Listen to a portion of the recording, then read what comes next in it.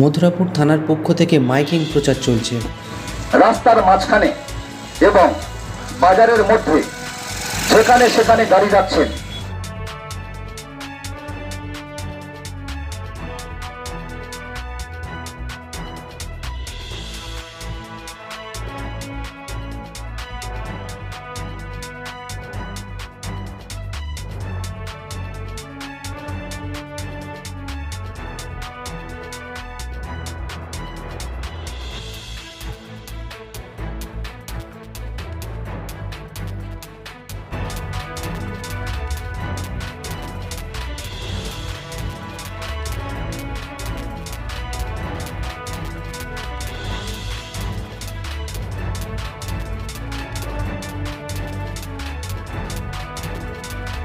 আমরা তো নিয়ম পালন করছি ভালোভাবে। এবার ট্রেন ঢুকলে আমরা এই প্যাঞ্জার আসলে তখন আসছি, প্যাঞ্জার তুলে নেওয়া চলে যাচ্ছি। রাস্তা আমরা নিজেরা সবসময় ক্লিয়ার করছি, নিজেরা দাঁড়াচ্ছি, নিজেরাই ক্লিয়ার করছি। আউট গাড়ি দাঁড়াতে দিচ্ছি না, আমরা ভালোভাবে আমরা চলছি, নিয়ম মেনে করছি।